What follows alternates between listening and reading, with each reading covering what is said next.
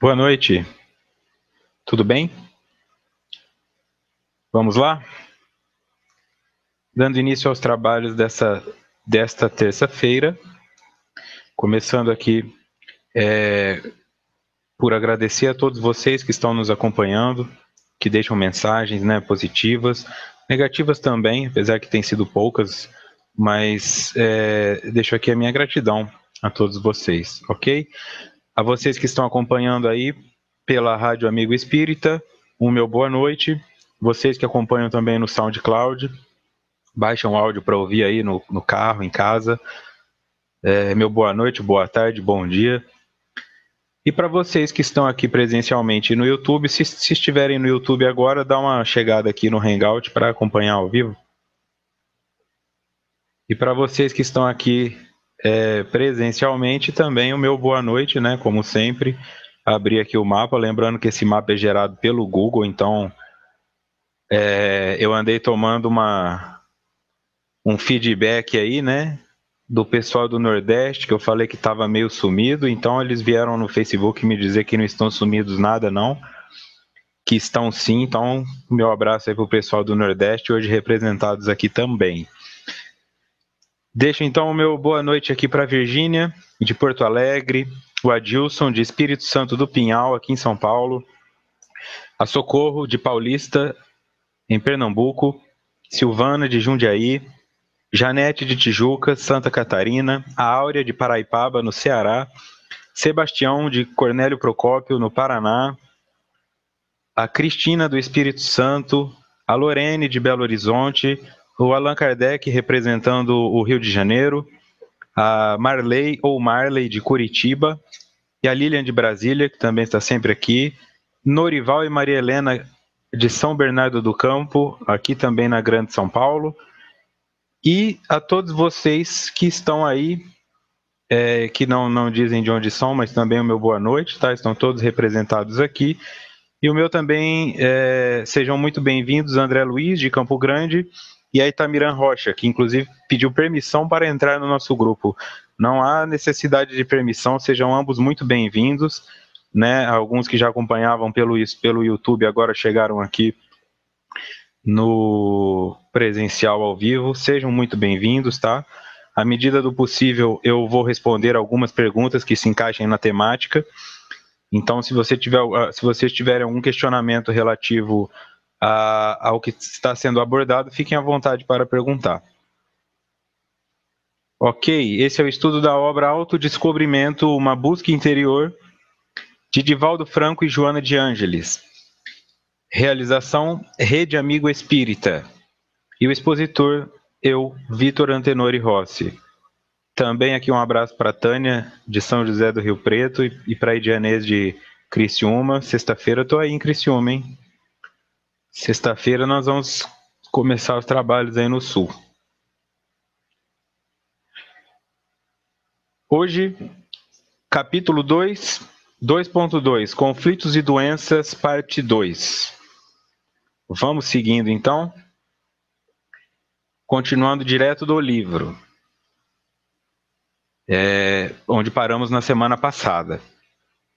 O ser consciente é um indivíduo livre e realizador do bem operante, que tem por meta a própria plenitude através da plenificação da humanidade.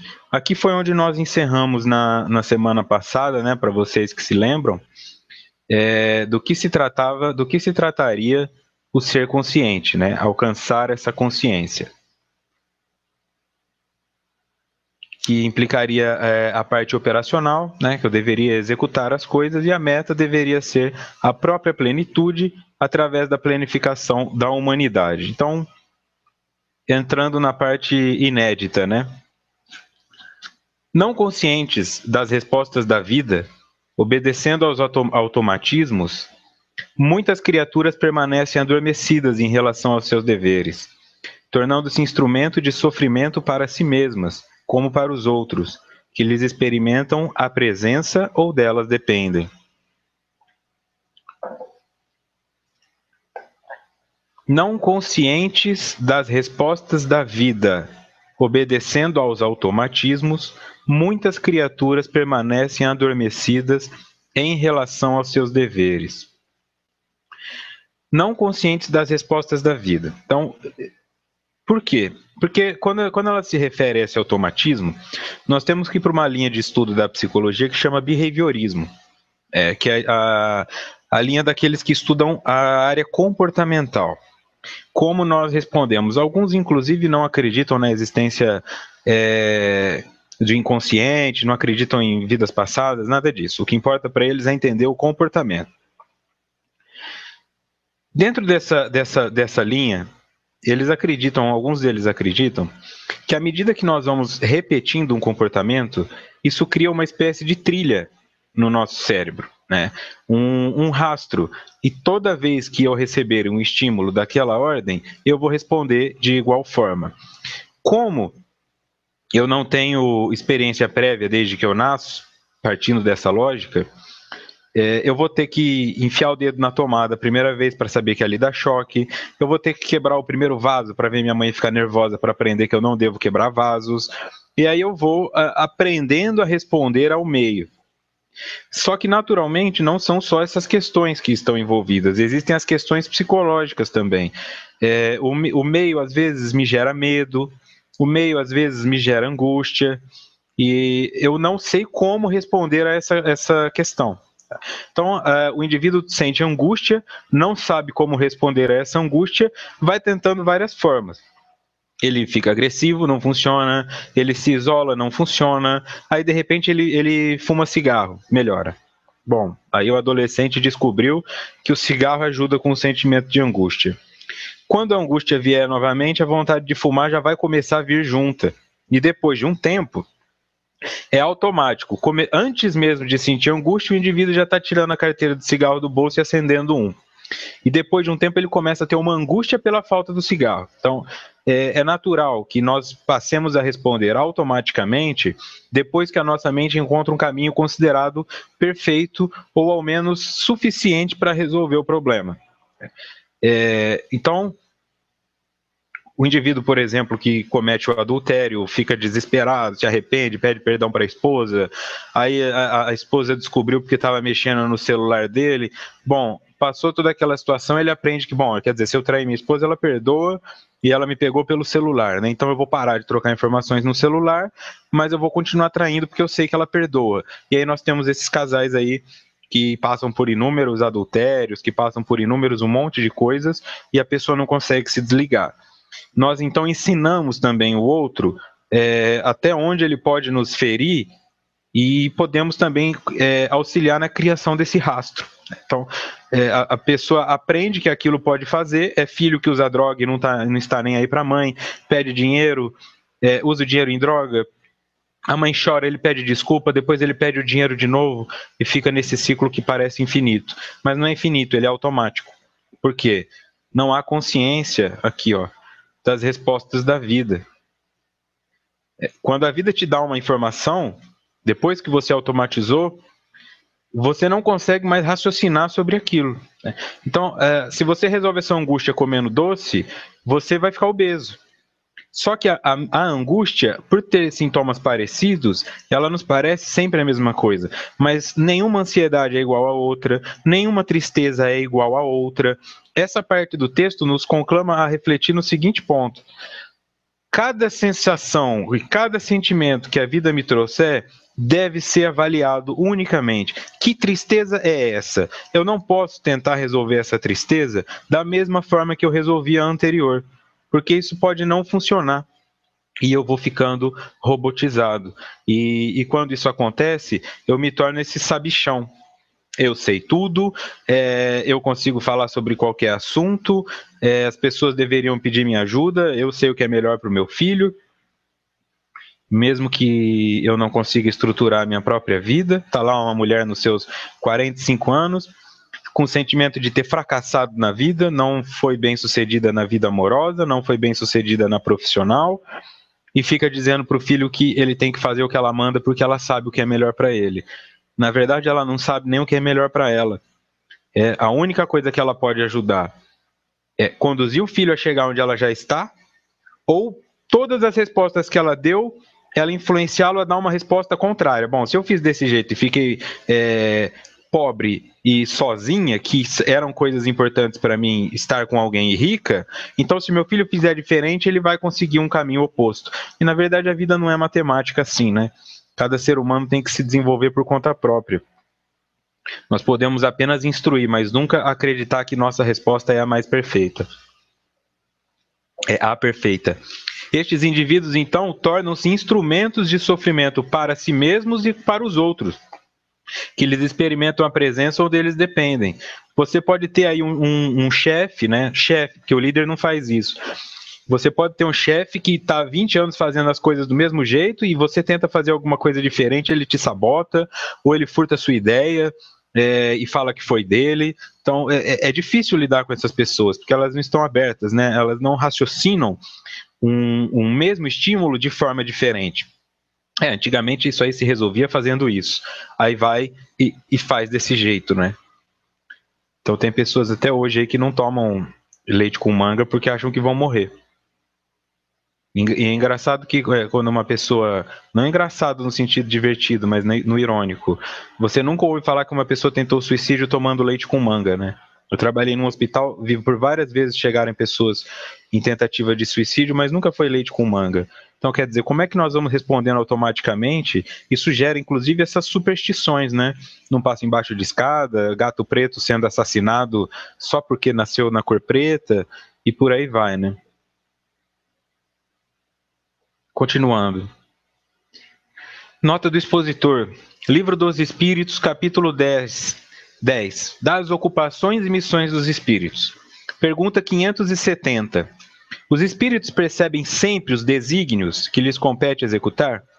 Resposta: não. Muitos há que são instrumentos cegos. Outros, porém, sabem muito bem com que fim atuam. Eu linkei aqui, ó, porque aqui no slide anterior eu tinha grifado os deveres, né? Ó. Permanecem adormecidas em relação aos seus deveres. Quais seriam esses deveres, então? Para começar, vamos confirmar que existem pessoas adormecidas quanto aos seus deveres no kardecismo. Os espíritos percebem sempre os desígnios que lhes compete executar? Não. Muitos há que são instrumentos cegos. Outros, porém, sabem muito bem com que fim atuam. Por aí é o começo. Então, realmente existem pessoas que não sabem o que estão fazendo aqui. Estão aqui acumulando, estão aqui contraindo, estão aqui cobrando, mas assim, fazendo, executando, não sabem muito bem. E essas pessoas não são aquelas pessoas que estão longe da doutrina. Pode ser eu. Pode ser que isso aqui que eu esteja fazendo seja completamente diferente do que era para eu fazer. Pode ser que o que você esteja fazendo seja diferente. Às vezes você está aí ganhando rios de dinheiro, arrumando o computador, mas toca o seu coração que você queria ajudar as pessoas diretamente numa profissão da área de humanas, por exemplo. Mas você não consegue, porque fica, não, mas eu tenho que ajudar, eu preciso do dinheiro, e vai se escravizando pelo dinheiro, ou deixa de fazer algum curso, ou deixa de fazer algo que gosta, porque o filho precisa estudar e vai se anulando e sempre projetando responsabilidade. E quando percebe, chega aí na idade que você está hoje e pergunta: o que eu estou fazendo aqui? Se eu fosse levado hoje para prestar contas espirituais, olha, vamos pegar algum nome que está aqui no chat, a Simone ou o Simplício. Simplício, o que o senhor fez espiritualmente falando para a sua evolução e para auxiliar na evolução do planeta? Simone, o que você fez que melhorou a sua condição como espírito ou proveu melhora na vida de outro ser? E aí nós vamos questionando, não, eu deixei uma casa para o meu filho, não, mas eu estudei o meu filho. E a parte moral? Não deu para fazer isso porque eu estava muito ocupada ganhando dinheiro para que o meu filho pudesse estudar. E aí nós vamos entrando sempre nesse processo, né? Qual é o limite? Como é que eu vivo sem dinheiro e como é que eu ganho dinheiro sem deixar de viver? O que é mais importante? E esse pensamento pode levar o indivíduo a uma neurose muito grande, em alguns casos até uma desconexão com a realidade pela loucura, né?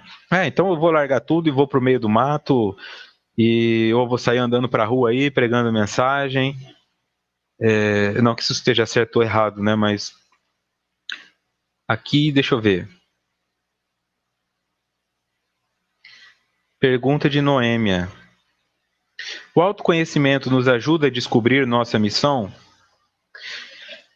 Com clareza, eu não posso afirmar que o autodescobrimento vai dizer, Vitor, sua missão é essa. Só que o autodescobrimento nos ajuda a perceber quais são as nossas potências e quais são as nossas impotências.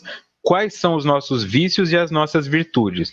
Então, se eu descubro pelo autoconhecimento que eu tenho a habilidade da oratória e eu tenho uma inteligência acima da média, é natural que eu tenha que arrumar meios onde isso seja valoroso. Tá? Não adianta eu ir para um trabalho que seja operacional.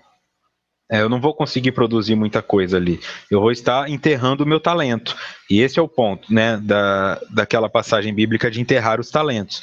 O talento é para ser multiplicado. E eu só vou conseguir multiplicar algo quando eu conheço quanto eu tenho disso. Agora, eu penso, eu não dou conta, eu não sei falar em público, então eu não consigo lidar com crianças e eu vou me fechando, né? Eu vejo muitos psicólogos que têm resistência com faixas etárias. Não, eu não trabalho com idoso, eu só trabalho com criança. Por quê? Alguns que tinham resistência com crianças, de repente a criança vem correndo na direção dele, agarra no joelho dele assim, ó, ô tio, e aí o coração derrete, né? Tá trabalhando com criança até hoje. Tem aqui também, ó, a Tânia. Vitor, mas isso não é um comodismo ou medo de tentar o novo? Tânia, o medo... Esse comodismo se refere justamente a esse rastro, né? Eu descobri um caminho que é o mais fácil, eu vou ficar repetindo ele. Eu vou comer sempre o mesmo sabor de pizza, eu vou para o meu emprego sempre pelo mesmo caminho, eu vou acordar sempre no mesmo horário. Então, naturalmente, eu vou responder a agressividade da mesma forma, eu vou responder e eu vou sempre respondendo igual. Isso é uma forma de comodismo. O automatismo é um comodismo, porque não há necessidade de reflexão. E se eu não reflito, eu atrofio o meu mecanismo de reflexão. Então é difícil para eu pensar em coisas diferentes, né? É um indivíduo que sai de casa, ele vê a juventude com cabelo roxo, menina com menina, nossa, me tira desse mundo aqui porque o mundo está perdido. Ele não consegue nem captar essa mensagem, né? Porque ele ficou automático, não percebeu que isso aconteceu aos poucos, não foi da noite para o dia. Voltando ao texto, uma das finalidades primaciais da reencarnação é a aquisição do amor, a afetividade plena, para o crescimento espiritual e o autoaprimoramento, que seria o encontro com o Deus interno. Uma das finalidades primaciais da encarnação, nós já observamos que alguns espíritos não sabem quais são os seus deveres aqui como encarnados, e desencarnados também, né? Então, por onde nós poderíamos começar procurando? Eles dão uma dica. Uma das finalidades, portanto, não é a única, primaciais da reencarnação, se ela é finalidade, significa que esse é um dos motivos, esse é o final. Quando você chegar ao fim da sua reencarnação, isso é uma das coisas que você tem que ter adquirido. Amor, que implica afetividade plena, tá? E a afetividade plena não é achar que essa pessoa com quem você está casado é sua alma gêmea. Isso talvez seja um primeiro passo. A afetividade plena diz respeito a tudo e a todos, né? Quanto mais você alcançar de um amor que vá para o próximo, além deste que você denomina marido, esposa e filhos, mais você vai ter se desenvolvido nesse sentido e está caminhando no sentido desta finalidade. A Silvana pergunta se dá tempo de começar de novo. E eu volto a dizer aqui, Silvana, o tempo é relativo, o tempo é uma criação humana. Então, assim, você tem todo o tempo do mundo, porque não vai acabar, né? E nós vemos aí idosos de 82 anos formando em direito, né? E adolescentes de 20 que só matam aula para tomar cerveja e jogar truco. Fica de cada um, né? O quanto eu dou conta de fazer pela minha melhora.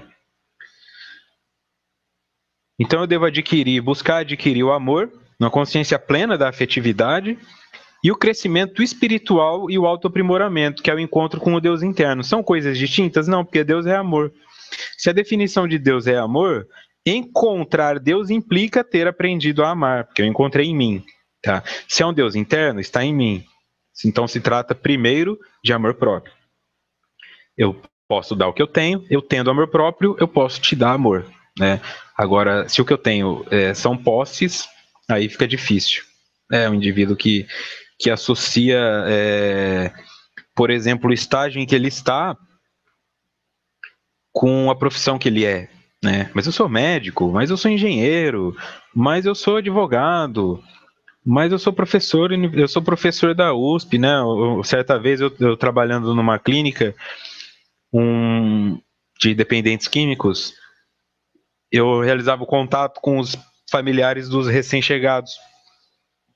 E eu tive que fazer a ligação para um pai para comunicá-lo de que haveria uma reunião para esclarecer como funcionaria o tratamento e tudo mais. E no tom de arrogância dele desde o início, né? Quem é você mesmo, filho? Dizendo assim para mim. Quem é você mesmo, filho? Eu sou psicólogo aqui da clínica tal e estou ligando para ter uma conversa com o senhor a respeito do tratamento do seu filho, do uso de drogas. E ele disse, mas você é psiquiatra? Eu falei, não, eu sou psicólogo. Ué, e eu vou falar o que com um psicólogo? Agenda uma consulta com o psiquiatra aí, porque eu não sou qualquer coisa não, meu filho. Eu sou um uspiano, eu sou respeitado e eu não vou sair da minha casa e me deslocar para conversar com uma profissão secundária como a sua. Ok, então agendamos a consulta dele com o psiquiatra e satisfez a necessidade dele. Mas como esses, quantos existem por aí, né? Quantas pessoas que ficam presas a isso aí? O uspiano, o que é isso, né? Uma pessoa que estudou na USP, e isso define o quê? Relativamente falando, qual é o valor dessa pessoa na Etiópia, por exemplo, como uspiano? Então, como eu fico preso a isso, né? Como eu não consigo, estando numa classe superior, ter amizade com as classes que eu considero inferior? Você vai numa empresa grande, os que trabalham de jaleco almoçam numa mesa, os que trabalham com aquela roupa azul da limpeza almoçam em outra, e parece que eles não podem se relacionar. Qualquer interferência naquele sentido vai causar um caos. E não é que os de roupa azul que trabalham na limpeza queiram sentar com os de jaleco. Os de jaleco, às vezes, a hora que sentam lá, também são rejeitados, tá? Então, não é porque o de cima está se colocando melhor do que o que considera embaixo. Muitas vezes isso se inverte também, tá? Tem pessoas que rejeitam. E essa rejeição, essa dificuldade de se conectar com a realidade só demonstra o quão longe eu estou de encontrar com o Deus interno. Porque a minha profissão ainda é externa. Eu estou psicólogo, isso não me define nada. Um AVC que tira de mim a habilidade de conversar vai me tornar só um corpo físico inábil em conversar. E se eu não conseguir escrever também depois disso, aí a minha psicologia não vai servir para nada, né? O que eu construí disso? O cara doutor que ninguém podia chegar perto? Não, né? Nós temos que começar a rever isso aí, né? Principalmente professores que vão se desmotivando pelo baixo salário, pelas péssimas condições e acabam negligenciando aquele um aluno que está ali para aprender, que poderia realmente mudar alguma coisa na sociedade. Mas você às vezes nem o enxerga, porque é tanto barulho, é tanto caos, que você acaba se deixando levar. Não se deixe. Pode ter um aluno ali que não vai esquecer nunca das coisas que você trouxe para ele.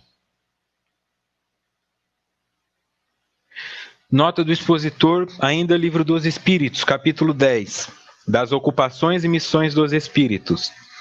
Pergunta seguinte, 574. Qual pode ser, na Terra, a missão das criaturas voluntariamente inúteis? Resposta.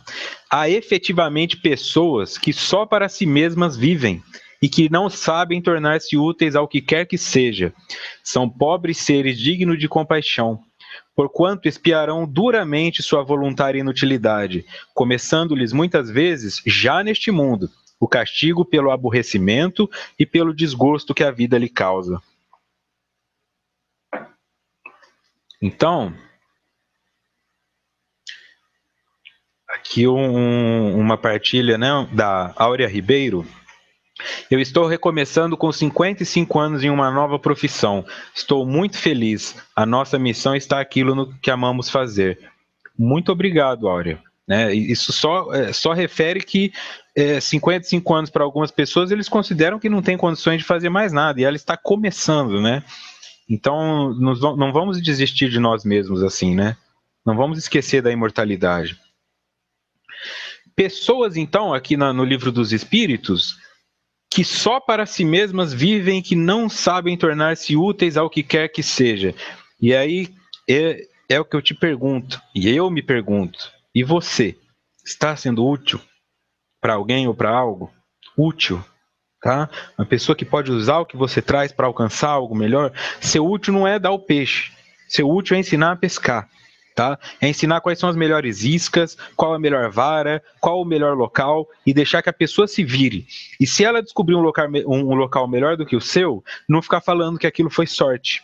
Né? Mas se abrir também para que você, às vezes, aos 60 anos, descubra que estava fazendo errado, ou que estava fazendo abaixo do melhor que poderia ser feito. E o seu sobrinho, o seu bisneto de 5 anos de idade vai acabar descobrindo coisas que você não sabia. Tem a abertura para dar o crédito, né? Porque tem muita gente que fica nessa coisa de, mas isso aí foi sorte.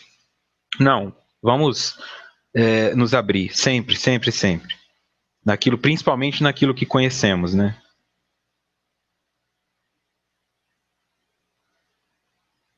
Como eles começaram a experimentar isso aqui? Espiarão duramente sua voluntária inutilidade, começando-lhes, muitas vezes, já neste mundo o castigo, pelo aborrecimento e pelo desgosto que a vida lhes causa. É um sentimento, isso já nos dá um indício de que, entre as doenças possíveis dessa inutilidade, virá a melancolia, o tédio, a tristeza, a depressão, as ideações suicidas. Por quê? Não serve para fazer nada. Olha quantas pessoas milionárias não cometem suicídio. Olha quantas pessoas milionárias com talentos absurdos, principalmente na área musical. A Amy Winehouse, por exemplo, desencarnar por crack. Crack. É muito pesado para o talento vocal que ela tinha. Ela tinha uma voz maravilhosa, né? Mas sucumbiu, tinha dinheiro, onde ela chegava as pessoas reconheciam ela, ela poderia ficar afetivamente com quem ela quisesse, sexualmente com quem ela quisesse. O que faltava para essa mulher? Materialmente nada, mas faltava alguma coisa, senão ela não teria ido se automedicar com crack. E na automedicação ela teve a sua overdose. Então, de alguma forma, nós não estamos livres de cair nesse conceito, né? De cair a nós mesmos, de nos adoecer, porque não fazemos algo de útil com a nossa vida, caímos no tédio, né? O que adianta? Tá lá na cobertura do último prédio, do prédio mais caro, lá da Vila Olímpia, mas não tem um amigo sincero para comer uma pizza com você à noite, porque você não construiu pontes, né? Só muros. Voltando ao texto. Vitimado pelos atavismos do desamor, pelos caprichos do egoísmo, o ser fecha-se na rebeldia e passa a sentir dificuldades em espalhar a luz do sentimento do bem, permanecendo indiferente ao seu próximo, mesmo quando ele faz parte do grupo familiar. Aí vai ficando mais difícil ainda, né? Vitimado pelos atavismos. Atavismos nós já vimos no estudo anterior, lá alguns estudos atrás, que se refere a essa repetição hereditária, né?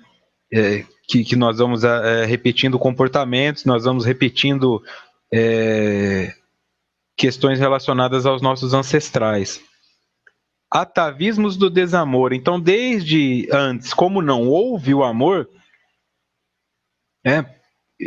vamos supor, eu não tive amor dos meus pais, aí eu não passo amor para os meus filhos, o meu neto, coitado, imagina o que ele vai ter, né? Vai ser um robozinho.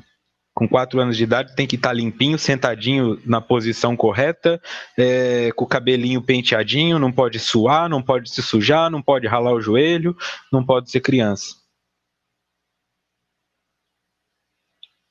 Pelos caprichos do egoísmo, o ser fecha-se na rebeldia e passa a sentir dificuldade em espalhar a luz do sentimento do bem, permanecendo indiferente ao seu próximo, mesmo quando ele faz parte do grupo familiar.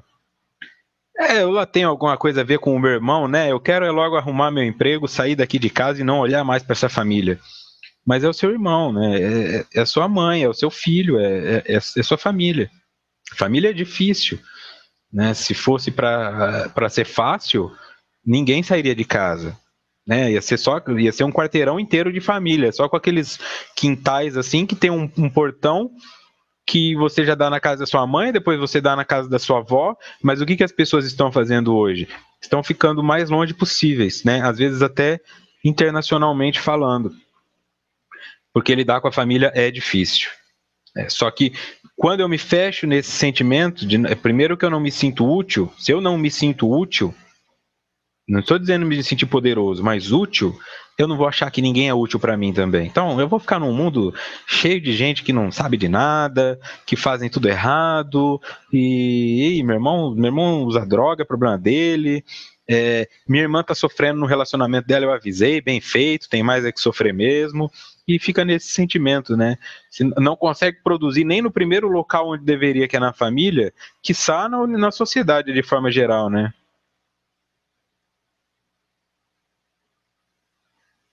O André Luiz coloca sobre essa questão da família, né, da pessoa sentindo isso inútil.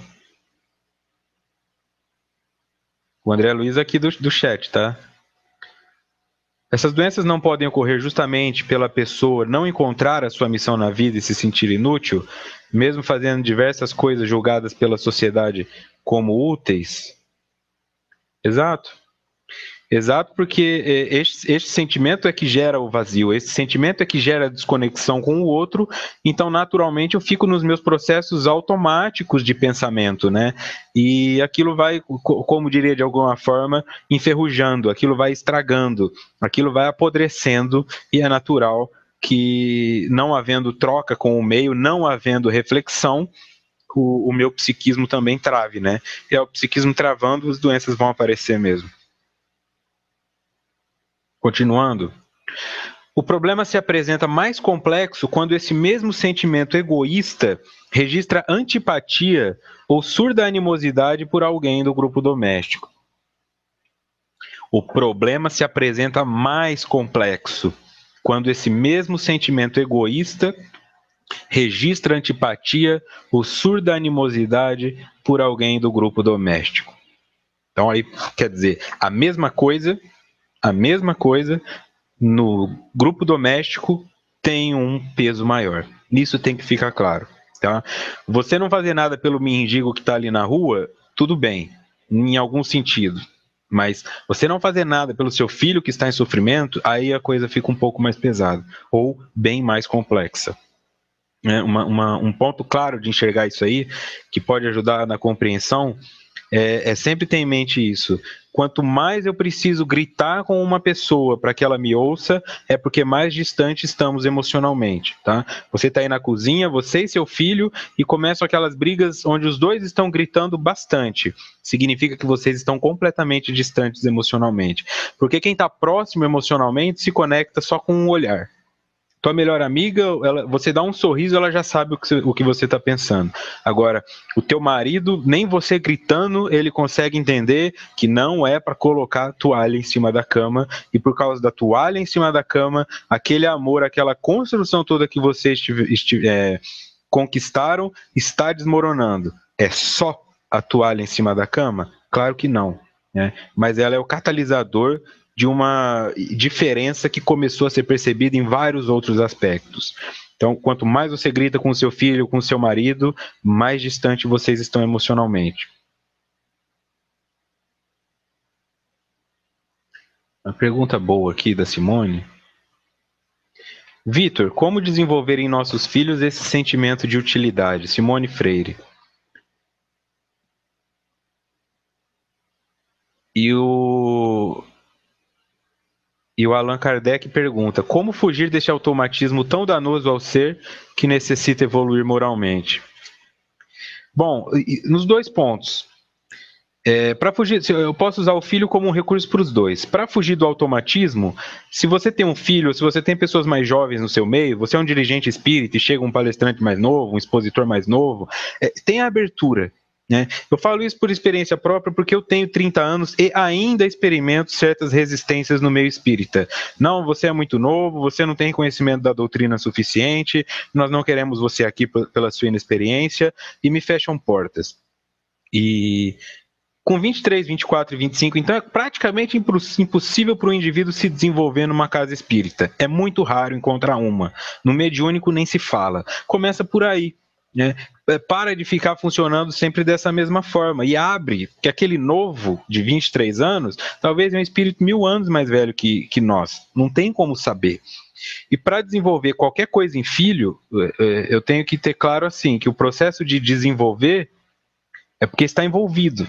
Né? Eu tenho que desembrulhar como se fosse um presente. Né? Já existe no seu filho essa necessidade de se sentir útil. Né? Pode perceber que às vezes quando ele era pequeno, você estava ali fazendo a faxina, ele pegava um pedacinho de poeira e vinha trazer para você. Né? De alguma forma o filho tenta ajudar. Ele sabe que ele precisa fazer isso. Mas não existe melhor forma de educar um ser humano do que através do exemplo. Agora, se o meu filho nunca me vê lendo um livro, se o meu filho nunca me vê fazendo caridade, eu não tenho como exigir que ele faça algo do tipo. Ele tem que notar que eu estou sendo útil para a sociedade e, principalmente, que isso para mim é uma benesse e não um peso. Não adianta chegar em casa, nossa, fui lá fazer sopa, mas aquele povo, nossa, que demorado, a Sônia demora para cortar a cenoura, o Zé nunca vi, demora para trazer as panelas, aí não adianta, porque ele está vendo que aquilo é pesaroso, que aquilo não é gostoso, né? Você tem que trazer para os filhos, principalmente, a noção de que fazer o bem, de que ser útil para a sociedade é gostoso, que você está usufruindo disso. Ele tem que ver você feliz de ir em direção a isso e voltando renovada, né? Não com aquele semblante pesado como se fosse uma obrigação. Porque obrigação, principalmente de adolescente, eles correm mesmo. O Adilson partilha que é médium e está encontrando dificuldade de trabalho. As pessoas dificilmente se abrem, né? Fica automático. Aqui uma nota do expositor, eu trouxe uma breve explanação para quem não tem isso bem claro. Antipatia, apatia, simpatia e empatia. Começando pela antipatia. Sentimento contrário ao sentimento alheio. O antipático é aquele que tem como principal frase bem feito, fez por merecer, tá? O antipático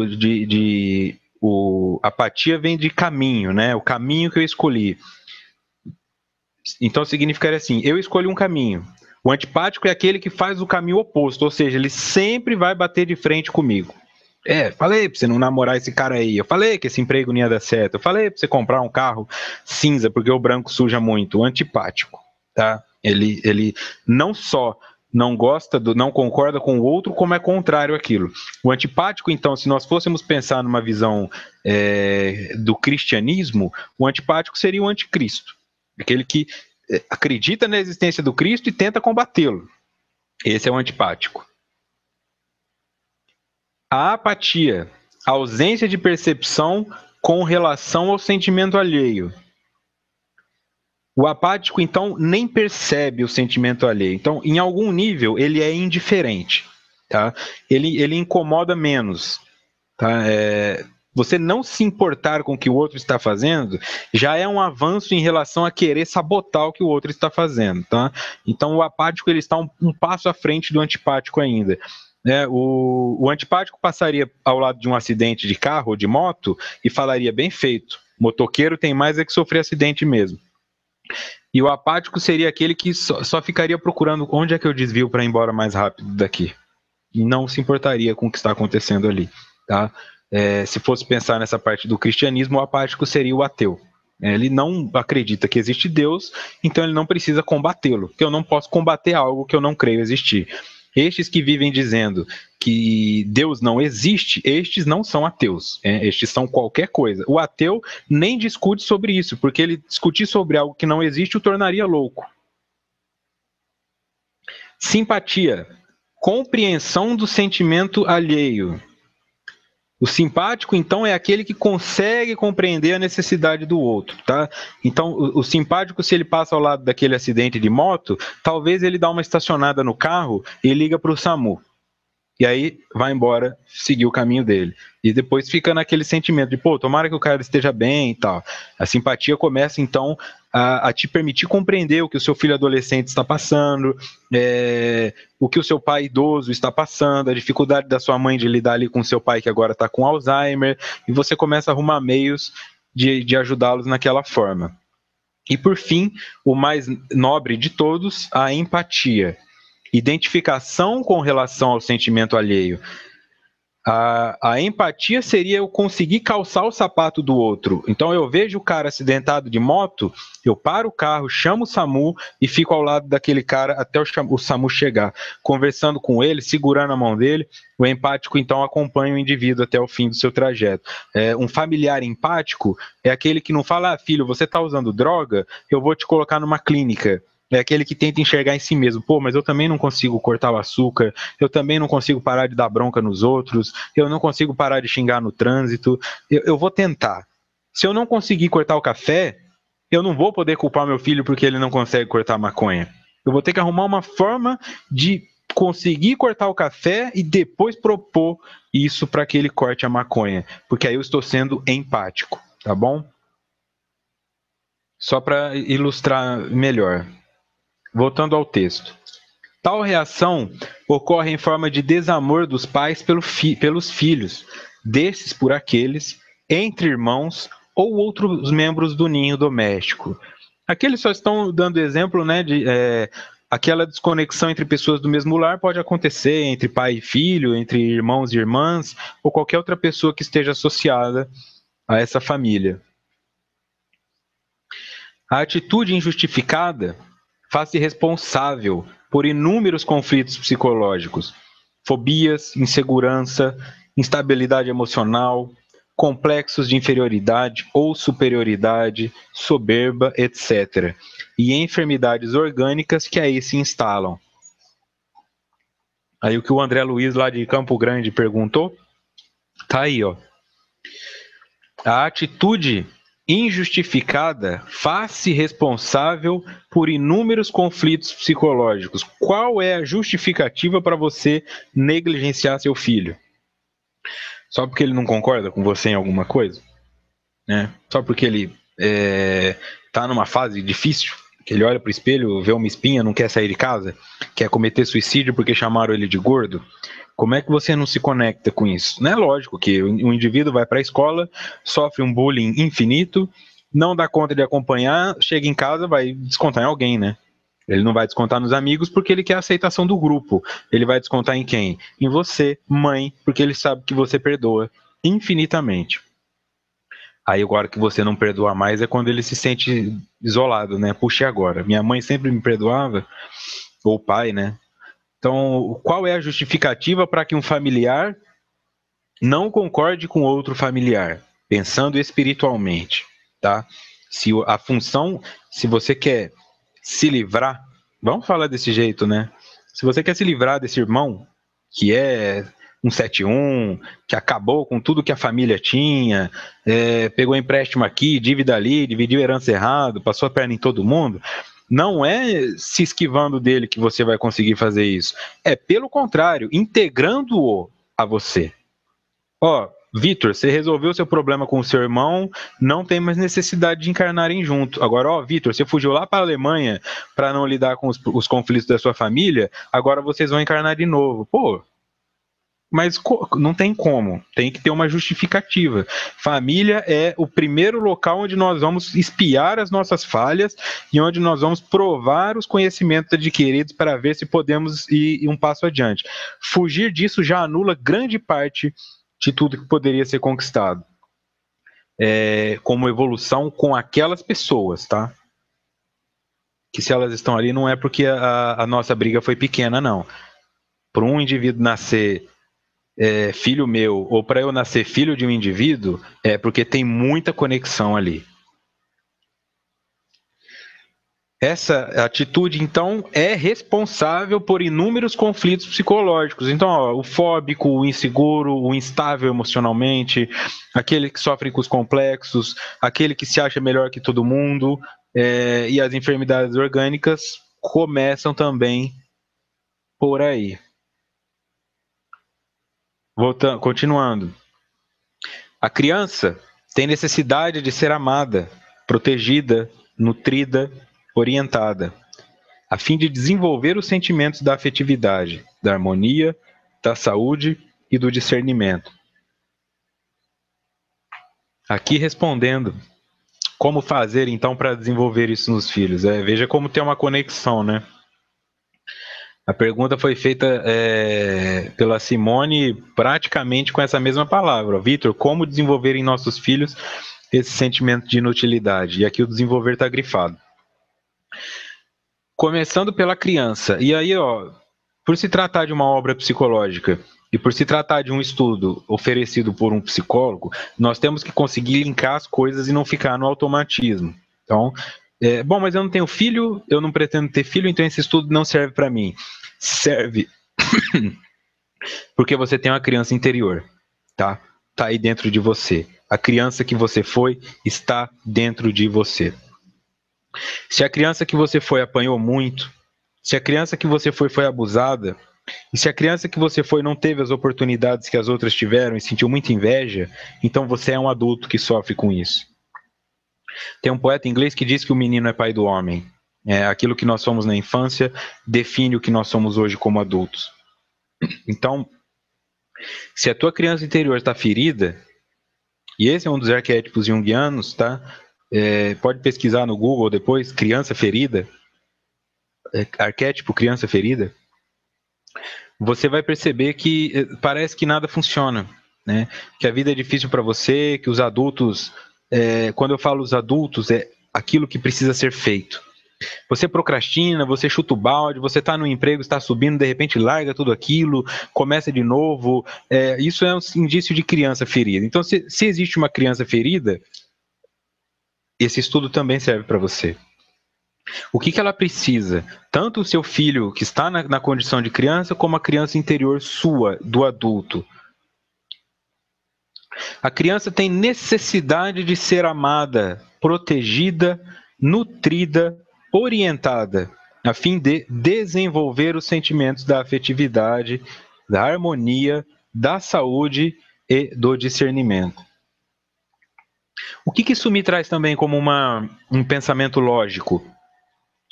Se eu não desenvolvo isso, né, se ao invés do amor eu dou ódio, que é o antagonista do amor, sentimento contrário, então o desenvolvimento também vai se dar. Uma criança sem ódio não se desenvolve?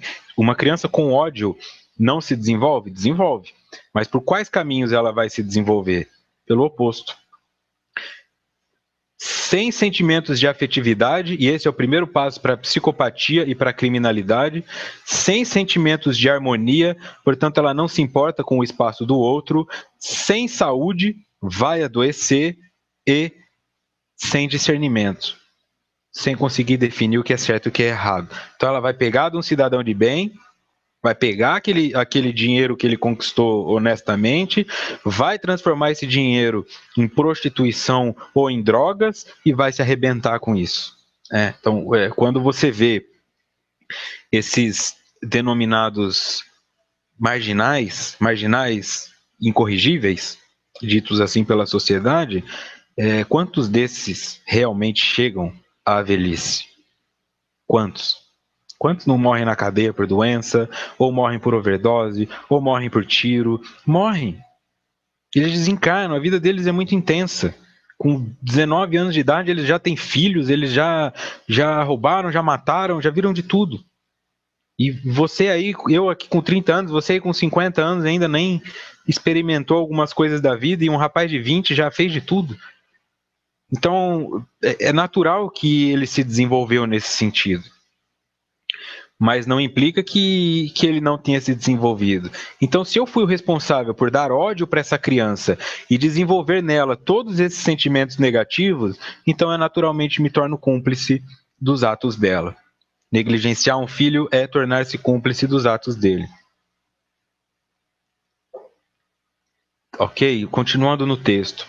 Esquecida momentaneamente desses valores, que o véu da carne abafa, deve receber de fora, dos pais, da família e da sociedade, os estímulos que lhe propiciem o despertamento desses tesouros para multiplicá-los através dos investimentos da evolução.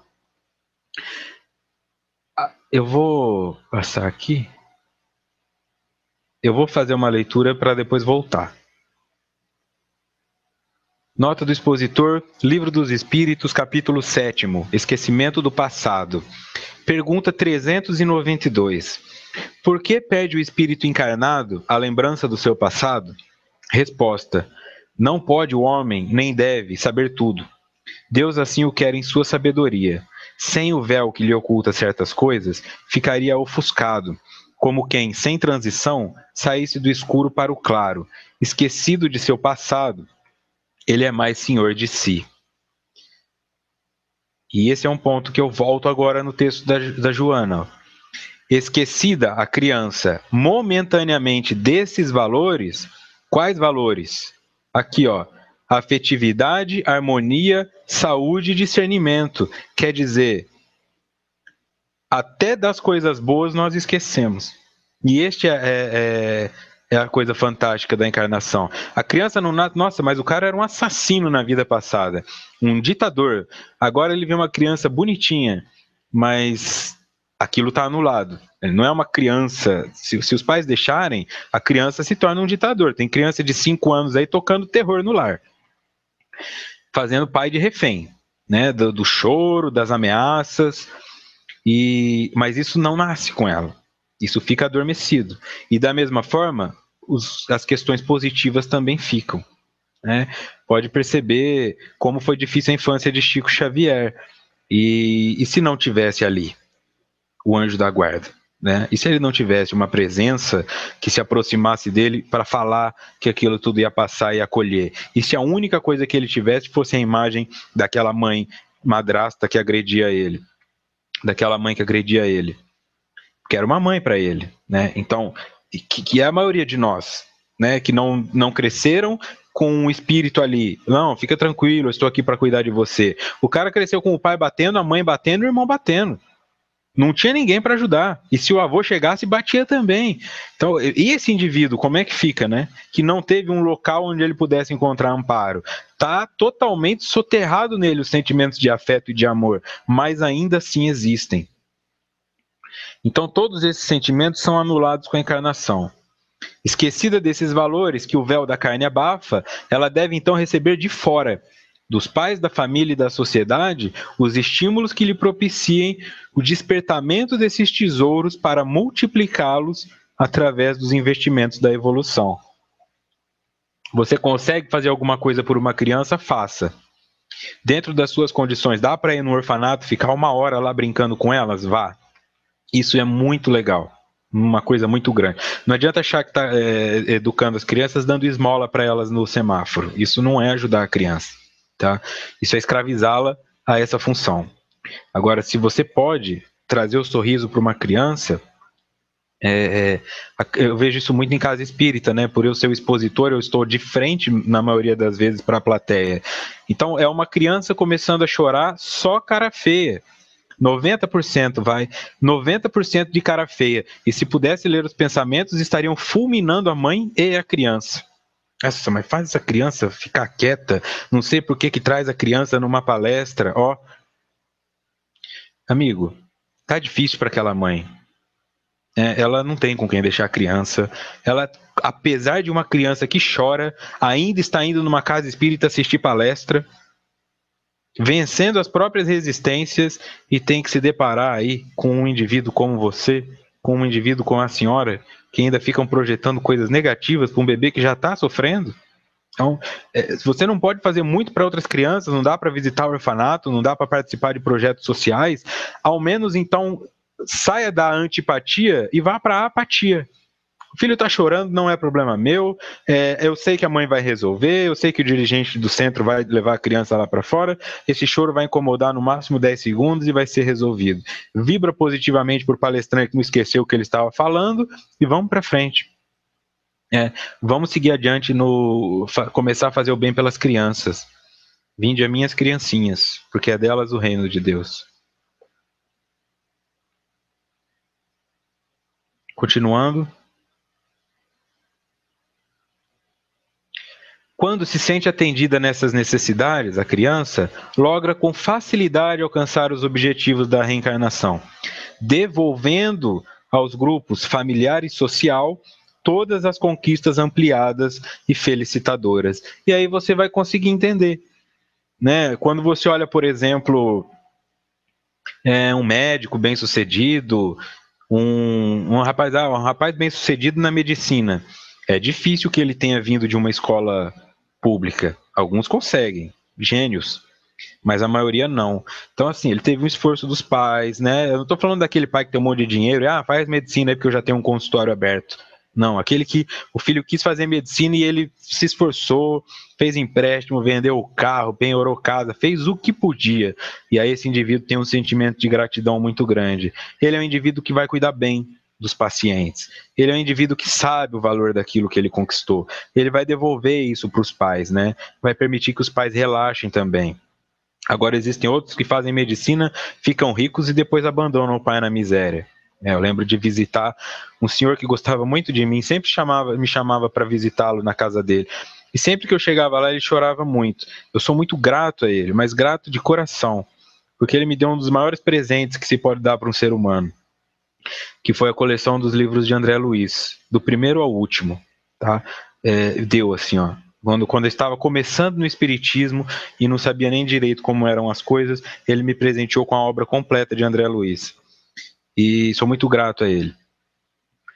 E passava pela situação de muito sofrimento, né? De ter uma pessoa na sua família que era bem sucedida profissionalmente, bradava nas redes sociais o quanto era bem sucedida profissionalmente e ele sequer tinha dinheiro para comprar arroz. Passava fome, chorava por conta disso. Então, é uma situação onde isso acontece muito. Só que eu também não posso olhar para ele como um coitadinho que só sofreu. Provavelmente ele também criou este sentimento de animosidade na filha, que assim que pôde, desapareceu e foi seguir a própria vida sem olhar para trás. Tá? Não há como julgar, eu deixo isso sempre bem claro. Não julgue. Não julgue o idoso como um coitadinho e não julgue todo adolescente como um rebelde. Existem variáveis em todas as partes da vida humana. O que nós temos é que fazer aquela reflexão que foi proposta lá no primeiro slide. Parar de responder automaticamente e observar cada situação como uma situação específica. Aí, quando eu invisto amor, é natural que este amor renda juros e quando eu vá sacar amor também. Não tem como investir amor em uma pessoa. Amor, tá? Não é posse, não é dinheiro. Amor e receber ódio. Seria incoerente. No entanto, quando a criança, voltando ao texto, ao experimentar carência, desenvolve quadros patológicos que assumem gravidade a partir da juventude, quando não se tornam pesadas cruzes da fase infantil, exigindo terapias psicossomáticas, espirituais, de natureza moral, a fim de libertar-se da opressão e do desespero que a estiolam. Olha o que é uma criança com a falta de amor. O que é isso aqui importante para nós, como estudiosos da doutrina? Ao experimentar carência, desenvolve quadros patológicos que assumem gravidade a partir da juventude. Por que todo adolescente é rebelde na visão desses indivíduos? Porque o adolescente está ali, canalizando o que ele aprendeu. É ódio? A mãe falando não, o pai falando não, só julgando ele. Agora que ele tem um pouco mais de poder e está um pouco mais fortinho, se prepara, porque ele vai devolver tudo. Funciona como uma oferenda para o mar. Você joga, vai voltar. Depois você está lá nadando todo feliz. Quem foi para a praia já no 1º de janeiro sabe. Você não pode entrar na água 1º de janeiro. O povo manda as oferendas para Iemanjá. Você vai entrar no mar no dia seguinte, você pisa em rosa cheia de espinho, você pisa em pedacinho de barco de madeira. Então, devolve. O indivíduo também vai devolver. A criança devolve quando? Na adolescência. Em alguns casos, ainda na infância, mas de forma geral começa na adolescência. E aqui um ponto importante, ao experimentar a carência do amor. Isso tudo se desenvolve só pela ausência de amor. Agora imagina se somado a isso ainda tem a inserção do ódio. A apatia é o suficiente para adoecer. Imagina a antipatia. Além de não dar amor, eu ainda dou ódio. Aí você tem a construção de um sociopata, você tem a construção de um suicida, você tem a construção de tudo aquilo que a sociedade rejeita e teme. Desamada a criança, desamada a criança, o seu inconsciente chama a atenção através de distúrbios do sono, pesadelos, inquietação noturna, choro, insônia, agressividade e rebeldia, medos e mau desenvolvimento psicofísico. Pode acontecer sim que você esteja sofrendo com um espírito muito difícil? Pode. Tem mãe que realmente faz o trabalho direitinho, mas parece que a criança ainda é um ditadorzinho nato ali. Então, mas de forma geral, se o seu filho apresenta distúrbios de sono, muitos pesadelos, inquietação noturna, choro, insônia, ou é muito agressivo e rebelde e refere muitos medos e mau desenvolvimento psicofísico, isso já pode ser um sinal de falta de amor. Mas eu dou amor pro meu filho. Tá, mas talvez o pai dele não dê, talvez o irmão dele não dê, talvez pode ter acontecendo alguma coisa por trás do véu que você não saiba. Muita criança é abusada e a maioria dos abusos acontece por familiares. Tudo isso tem que ser levado em conta, tá? Nenhum sintoma vai aparecer porque a criança quer.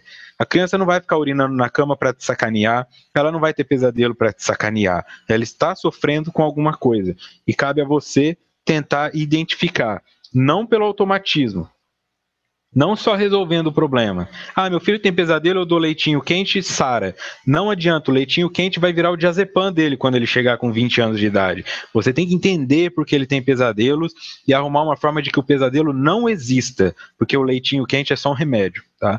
E o remédio tem a única função de nos segurar até que nós consigamos resolver o problema. Só que se ele se torna a cura, na verdade ele se torna o problema. E isso deve ser levado em conta. Tudo tem que ser investigado, né? Não dá para saber por que a criança tem pesadelo, ou como a Noêmia pergunta, quando a criança rejeita a alimentação. Para isso que existem os especialistas, e eles devem ser procurados, né? Se não for resolvido na infância, vai eclodir na adolescência e vai eclodir na vida adulta. Mas desaparecer não vai, podem ter certeza disso. E aqui, para encerrar, no Evangelho de João, 1 João, na Bíblia, capítulo 4, versículo 18, temos a seguinte frase: no amor não há temor. Antes, o perfeito amor lança fora o temor, porque o temor tem consigo a pena, e o que teme não é perfeito em amor. Aqui você pode fazer uma leitura, funciona as duas leituras, tanto a pena de ter dó, quanto a pena da punição. Se eu tenho medo da punição, e essa punição vai vir pela justiça divina, e a justiça divina veio pela criação de Deus, então eu tenho medo de Deus. Se eu tenho medo de Deus, que é amor, é porque o amor para mim é desconhecido. Porque, como eu sempre coloco nos estudos, eu só temo o que eu desconheço. Se eu temo a punição que eu vou ter, nossa, quando eu desencarnar eu vou para um umbral, eu estou perdido, ai meu Deus, é porque eu não confio em Deus. Portanto, eu não tenho amor. Automaticamente me falta fé. Quando eu conheço o que é amor, eu experimento o que é amor, pelo desenvolvimento e pelo contato desse Deus interior que eu trago, eu não temo consequências, eu não temo penas. E eu também não tenho pena dos outros, porque eu sei que aquele indivíduo ali com uma disfunção cerebral, aquele indivíduo com uma deficiência física, está, na verdade, se libertando daquele problema. Ai, coitadinho, não tem ninguém coitadinho. Esse indivíduo que está agora numa cadeira de rodas está passando um sofrimento muito grande, mas esse sofrimento vai libertá-lo para que ele volte a andar. Então, não tenha pena de um indivíduo que está em processo de cura e não tenha pena de si mesmo. Não tema fazer o bem, não tema receber aquilo que você plantou, porque isso é sinal de que você está temendo Deus. Quem não está em Deus está em qualquer outro lugar, mas não está no amor. Está na apatia, está na antipatia, está olhando de longe como alguém que admira, mas não consegue internalizar aquilo com clareza. Busque então o contato do amor, e você vai encontrá-lo aceitando as coisas que a vida te dá. Tá difícil ter um filho problemático? Amor. Tá com alguma deficiência física que surgiu? Amor. Não consegue encontrar um emprego? Amor. Não um amor pela situação, não uma resignação boba e desenfreada, mas a sabedoria de que isso é a punição que você contraiu por abusar anteriormente e que isso está te libertando para que você possa então arrumar um emprego, para que você possa ter um filho que te ajude ao invés de só te dar trabalho, para que você consiga ser melhor como ser humano. Parte então do autoconhecimento, identificar onde está esse amor em nós, ok? Deixo aqui então meu muito obrigado. Próximo encontro, Conflitos e Doenças, parte 3, no dia 23 de junho. Mais uma vez, deixo aqui muito obrigado a todos vocês que estão aqui presencialmente, que ajudam no chat, vocês do YouTube que deixam comentários aí também, e vocês que acompanham apenas o áudio, meu muito obrigado. A Rede Amigo Espírita, o meu muito obrigado também por fornecer os recursos para que esse estudo seja oferecido, tá? Que nós possamos então continuar firmes aí. Até a próxima semana. Nos vemos então na terça que vem. Desejo a todos uma ótima semana de muitas reflexões.